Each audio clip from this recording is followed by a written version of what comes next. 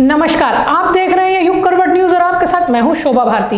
पेश है आज का हमारा न्यूज बुलेटिन। आइए नजर डालते हैं आज की हेडलाइंस पर। माफिया और सपा नेता की अवैध संपत्ति पर चला बुलडोजर। सांसद और केंद्रीय मंत्री वीके सिंह ने ली दिशा की बैठक।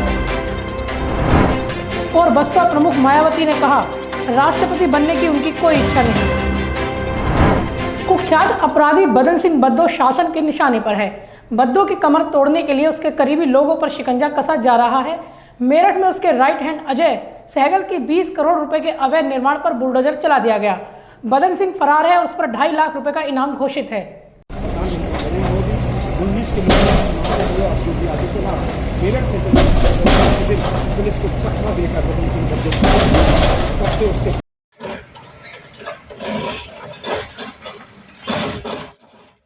गुरुवार को 2.5 लाख के इनामी कुख्यात बदमाश बदन सिंह बद्दो के राइट हैंड अजय सहगल की 7 अवैध दुकानों पर सरकार का बुलडोजर गरजा। सुबह ही एमडीए की टीम पुलिस फोर्स के साथ टीपी नगर थाना क्षेत्र के जगन्नाथपुरी पहुंची और एक एक करके सभी अवैध दुकानों को जमींदोज कर दिया।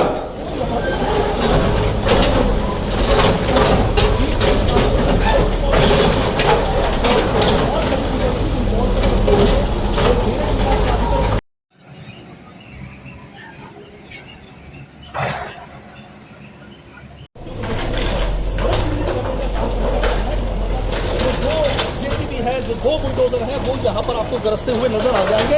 एक एक करके इन दुकानों। दरअसल काफी समय पहले कुख्यात बदन सिंह बद्दो के इशारे पर अजय सहगल ने मेरठ विकास प्राधिकरण के पार्क की जमीन पर कब्जा करके उस पर दुकानें बना दी थीं।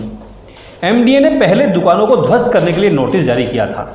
गुरुवार को बदन सिंह बद्दो के करीबी अजय सहगल द्वारा बनाई गई अवैध दुकानों को ध्वस्त कर दिया गया। इस कार्रवाई के दौरान एएसपी ब्रह्मपुरी विवेक यादव भारी पुलिस फोर्स के साथ मौजूद रहे। करीब 176 स्क्वायर मीटर में बनाया गया ये प्रॉपर्टी बनी थी। ये पूरी की पूरी प्रॉपर्टी जो है अवैध तरीके से बिना एमडीए के वगैरह के बनाया गया था। ये जगन्नाथपुरी कॉलोनी है, उसमें ये पार्क है। इस पार्क में अवैध रूप से इन्होंने ये प्रॉपर्टी बना रखी है। इसकी अनुमानित कीमत करीब आप 15 से 20 करोड़ के आसपास आप लगा सकते हैं। लेकिन बिल्कुल पूरे एरिया में। देखिए, उन्होंने जो स्टे लिया था माननीय उच्च न्यायालय से, उन्होंने स्टे लिया था कि जो शासन में प्रोटेक्शनवाद चल रहा है उसके सुनवाई तक के लिए। तो वो प्रोटेक्शनवाद की सुनवाई कंप्लीट हो चुकी है, वहाँ से कार्रवाई पूरी हो चुकी है। उसके बाद ही एमडीए ने जो ध्वस्तीकरण का आदेश है वो पारित किया। बता दें कि कुख्यात बदन सिंह बद्दो की शह पर उसके सहयोगी अजय सहगल ने एमडीए के पार्क की 176 स्क्वायर मीटर जमीन पर अवैध तरीके से दुकानें बना ली थीं और उनको किराए पर उठा दिया था। बताया जा रहा है कि इस संपत्ति की कीमत करीब 20 करोड़ रुपए थी। बाहुबलियों के खिलाफ सरकार का बुलडोजर पूरी तरह एक्शन में है।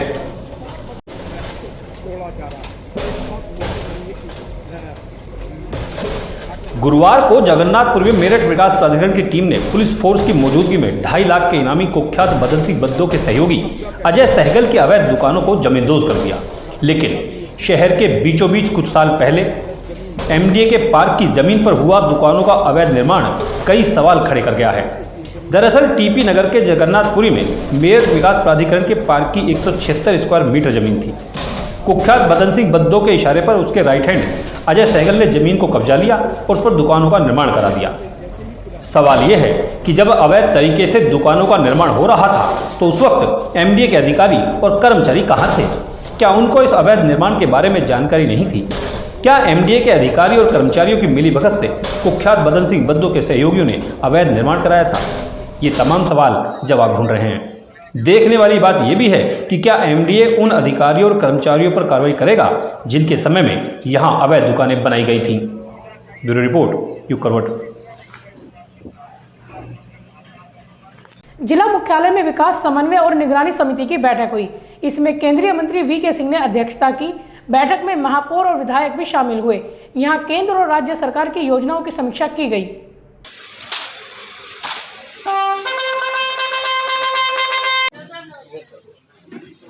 सड़क परिवहन, राजमार्ग और नागर विमानन मंत्री वीके सिंह जिला मुख्यालय सभागार में जिला विकास समन्वय और निगरानी समिति की बैठक में पहुंचे।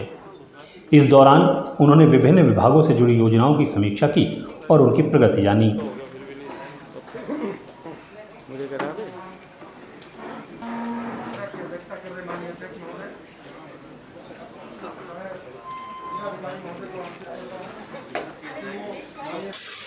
सुबह 11 बजे जिला मुख्यालय पहुंचे केंद्रीय मंत्री को पहले पुलिस गार्ड ने सलामी दी।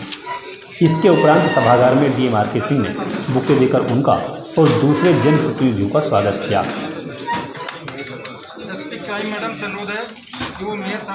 डीएम आरके सिंह ने बैठक का उद्देश्य बताया और फिर योजनावार समीक्षा शुरू हुई।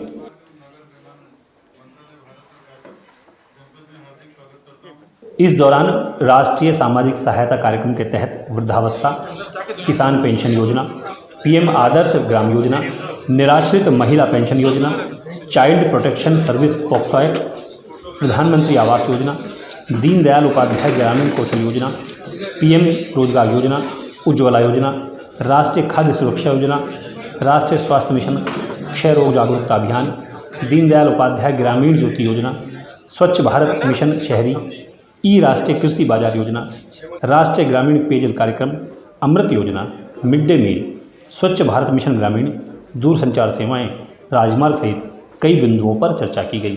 ब्यूरो रिपोर्ट, युग करवट। उत्तर प्रदेश के ऊर्जा राज्य मंत्री सोमेंद्र तोमर आज गाजियाबाद पहुंचे। यहां संगठन की ओर से उनका स्वागत किया गया। इसके बाद मंत्री ने कलेक्ट्रेट में विभाग के अधिकारियों के साथ बैठक भी की। उन्होंने बिजली आपूर्ति को लेकर जरूरी दिशा निर्देश जारी किए। 2022 में उत्तर प्रदेश के सम्मानित देशतुल्य कार्यकर्ताओं और हमारे देवतुल्य नागरिकों के द्वारा भारतीय जनता पार्टी की फिर से सरकार बनी। माननीय मुख्यमंत्री पूज्य योगी आदित्यनाथ जी के नेतृत्व में 2017 से 2022 के बीच में जो जनोपयोगी कार्य किए गए, उन कार्यों के, चाहे वो कानून व्यवस्था हो, सुरक्षा हो, उत्तर प्रदेश जो 2017 से पहले एक बीमारू राज्य के रूप में जिसकी एक पहचान है, 2017 के बाद माननीय मुख्यमंत्री जी के नेतृत्व में आज उत्तर प्रदेश लगभग 44 क्षेत्र ऐसे हैं जिनमें प्रथम स्थान पर है। आज हम देश की दूसरी अर्थव्यवस्था के रूप में उत्तर प्रदेश अपना स्थान बनाए हुए हैं। हम लोग यदि पश्चिमी उत्तर प्रदेश की बात करें, जो कानून व्यवस्था उत्तर प्रदेश और पश्चिम के अंदर थी, उसमें बहुत सुधार हुआ है। लोगों का विश्वास माननीय योगी जी के प्रति, उत्तर प्रदेश सरकार के प्रति और भारतीय जनता पार्टी के प्रति जो हुआ, अभी हम लोग ऊर्जा विभाग की यदि बात करें तो 2017 से पहले कुछ चिन्हित जिले थे जिनमें बिजली की आपूर्ति होती थी।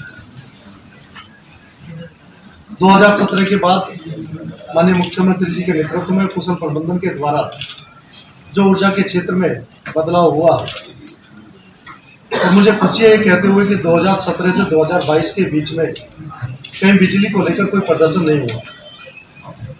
उसमें हमारे माननीय मुख्यमंत्री जी का नेतृत्व, हमारे विभागीय अधिकारी, विभागीय माननीय मंत्री।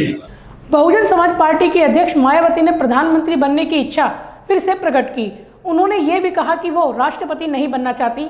सपा प्रमुख अखिलेश यादव ने आरोप लगाया था कि विधानसभा चुनाव में बसपा ने अपना वोट भाजपा को दे दिया। अब देखना है कि भाजपा उनको राष्ट्रपति कब बनाएगी। उत्तर प्रदेश की पूर्व मुख्यमंत्री और बहुजन समाज पार्टी की प्रमुख मायावती ने कहा कि वे दोबारा उत्तर प्रदेश का मुख्यमंत्री या फिर देश का प्रधानमंत्री बनना चाहती हैं, लेकिन राष्ट्रपति नहीं बनना चाहती। ये बातें समाजवादी पार्टी की ओर से फैलाई जा रही हैं। मायावती ने कहा कि यदि दलित, वंचित, मुस्लिम और सवर्ण समाज के गरीब पार्टी से जुड़ जाते हैं तो उनका मुख्यमंत्री या प्रधानमंत्री बनना संभव है।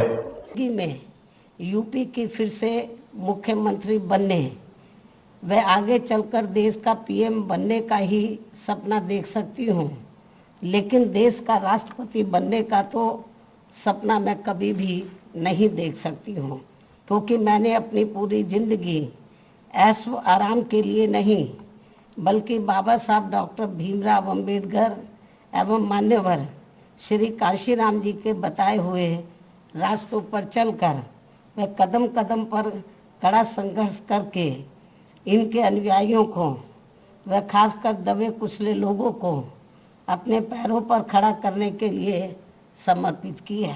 एक दिन पहले ही अखिलेश यादव ने कहा था कि बसपा ने विधानसभा चुनाव में अपना वोट भाजपा को दे दिया था। अब देखना है कि भाजपा उन्हें राष्ट्रपति बनाती है या नहीं। गुरुवार को प्रेस कॉन्फ्रेंस में मायावती ने कहा कि यूपी में मुस्लिम और कमजोर वर्ग पर हो रहे जुल्म के लिए सपा मुखिया कसूरवार हैं। अभी भी अफवाह फैलाने से बाज नहीं आ रहे हैं। अब तो घिनौनी राजनीति बंद कर देनी चाहिए। मायावती ने कहा कि इसमें कोई संदेह नहीं है कि यूपी सहित पूरे देश में दलित, मुस्लिम, आदिवासी और सवर्ण गरीब बसपा से जुड़ जाते हैं तो बसपा प्रमुख को यूपी का मुख्यमंत्री या देश का पीएम बना सकते हैं। ब्यूरो रिपोर्ट, यू करवट। गाजियाबाद में भी प्रशासन का बुलडोजर गरजा है। यहां तालाब पर कब्जा करके मकान बना लिए गए थे। कब्जा उस्मान और उसके परिवार ने किया था। उस्मान को समाजवादी पार्टी का नेता बताया जा रहा है। यहां उसके 3 मकान गिरा दिए गए।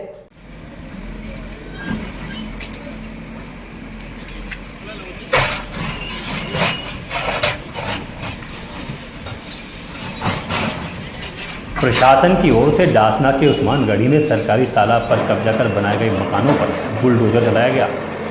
तालाब को कब्जे से मुक्त करने के लिए चलाए जा रहे अभियान के तहत अवैध तरीके से बनाए गए निर्माणों को ध्वस्त किया गया।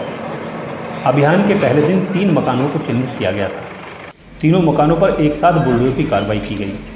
एसडीएम विनय कुमार के नेतृत्व में चले ध्वस्तीकरण की कार्रवाई के दौरान बड़ी संख्या में पुलिस और पीएसी के जवान तैनात किए गए थे। एसडीएम सदर विनय कुमार ने बताया कि पहले दिन 3 मकानों को ध्वस्त किया गया है। इनमें उस्मान चौधरी, उसके भतीजे यूसुफ और भाई अखलाक के मकानों को ध्वस्त किया गया है। शासन जो है पुनर्वास के लिए बहुत ही संवेदनशील है। उसी के क्रम में आज ये कार्रवाई की जा रही है। लगभग आज जो स्थल खाली कराया जा रहा है उसकी कीमत 1.5 से 2 करोड़ है। भविष्य में इस तरह का चिन्ह डासना के उस्मानगढ़ी में भूमाफियाओं ने सरकारी तालाब पर कब्जा करके उसे अवैध तरीके से पक्का निर्माण कर दिया था। एसडीएम सदर विनय सिंह ने बताया कि आगे भी कार्रवाई की जाएगी। कब्जा की गई जमीन को चिन्हित करके उसे खाली कराया जाएगा। ब्यूरो रिपोर्ट, यू करवट। प्रदेश भर में धार्मिक स्थलों से लाउड स्पीकर हटाने का काम चल रहा है। जहां लाउड स्पीकर लगे हुए भी हैं, वहां उसकी आवाज़ कम करा दी गई है। गाजियाबाद में भी प्रशासन लगातार अभियान चला रहा है। अच्छी बात यह है कि धार्मिक स्थल के प्रबंधक स्वेच्छा से सहयोग कर रहे हैं। शासन के निर्देश के तहत मंदिर, मस्जिद सहित अन्य धार्मिक स्थलों से लाउड स्पीकर हटाने का काम किया जा रहा है। गाजियाबाद में सिटी मजिस्ट्रेट गंभीर सिंह ने विभिन्न धार्मिक स्थलों का दौरा किया। इस दौरान उन्होंने विभिन्न स्थानों से अतिरिक्त लाउड स्पीकर हटवाए तो प्रबंधकों से नियमों के अनुसार लाउड स्पीकर चलाए जाने के निर्देश भी दिए। यह अभियान पूरे प्रदेश में चलाया जा रहा है, जिसमें धार्मिक स्थलों पर अतिरिक्त लाउड स्पीकर जो लगे हुए हैं उन्हें मानकों के अनुसार चलाए जाने के लिए जांच की जा रही है। अधिकारी लगातार अपने अपने क्षेत्र में भ्रमण करके इस संबंध में धर्म गुरुओं से वार्ता करके उन्हें समझा रहे हैं। सिटी मजिस्ट्रेट गंभीर सिंह ने बताया कि इस मामले में लोग खुद ही आगे आ रहे हैं। नियमानुसार लाउड स्पीकर चलने से ध्वनि प्रदूषण काफ़ी हद तक कम हो जाएगा। ब्यूरो रिपोर्ट, यू करवट। गाजियाबाद नगर निगम को 2 भागों में विभाजित करने की मांग उठने लगी है। लोग चाहते हैं कि हिंडनपारे इलाके को अलग नगर निगम बनाया जाए। पार्षद हिमांशु लव ने इस बारे में मुख्यमंत्री को पत्र लिखा है। दरअसल हिंडनपारे इलाके में आबादी 20 लाख से अधिक है। नगर निगम यहां सेवा नहीं दे पा रहा है। मित्रों, गाजियाबाद नगर निगम इतना बड़ा नगर निगम हो गया है।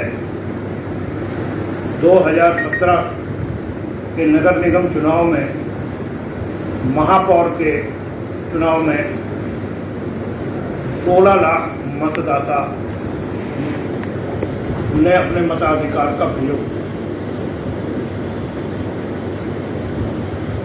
गाजियाबाद नगर निगम में 2.5 विधानसभा क्षेत्र आते हैं, जिसमें साहिबाबाद विधानसभा क्षेत्र, गाजियाबाद विधानसभा क्षेत्र और मुरादनगर विधानसभा क्षेत्र का आधा भाग गाजियाबाद नगर निगम में आता है। जिस कारणवश हिंडनपार क्षेत्र का जो भी क्षेत्र है वो इतना बड़ा क्षेत्र हो गया है कि साहिबाबाद विधानसभा क्षेत्र भारत की सबसे बड़ी विधानसभा है, जिसमें 10 लाख मतदाता है। पिछले 2022 के चुनाव में 10 लाख मतदाताओं की संख्या है। यदि 10 लाख मतदाता हैं तो 25 लाख की आबादी साहिबाबाद क्षेत्र की हो जाना संभव है। इतने बड़े क्षेत्र का विकास अकेले गाजियाबाद नगर निगम के बस की बात नहीं है। गाजियाबाद नगर निगम इसी कारणवश वसुंधरा, वैशाली, कौशाम्बी, इंदिरापुरम और भी शालीमार गार्डन, पसौंडा ऐसी लगभग अनेकों, सूर्यनगर, चंद्रनगर, रामपुरी ऐसी कई कॉलोनियां हैं जिन कॉलोनियों का समुचित विकास कर पाना और उस विकास कार्यों की देखरेख कर पाना, उन पार्कों की देखरेख कर पाना अकेले नगर निगम का, गाजियाबाद नगर निगम का हाल खराब है। यदि हिंडन पार्क क्षेत्र को एक अलग से नया नगर निगम बना दिया जाए तो उसका अच्छी तरह से व्यवस्थित विकास होगा और सुनियोजित विकास होगा और उस विकास कार्यों को करने में अलग नगर निगम यदि बनता है तो उसको आसानी होगी। छोटे नगर निगम, छोटी विधानसभाएं जितनी भी हैं उन सब में विकास के काम अधिक हो पाते हैं। गाजियाबाद पेरेंट्स एसोसिएशन ने निजी स्कूलों पर कार्रवाई की मांग की है। इन लोगों ने विधायक मंजू सिवाच पर भी आरोप लगाए। एसोसिएशन का कहना है कि जब सरकार का बुलडोजर भू माफियाओं पर चल सकता है तो शिक्षा माफियाओं को क्यों छोड़ा जा रहा है।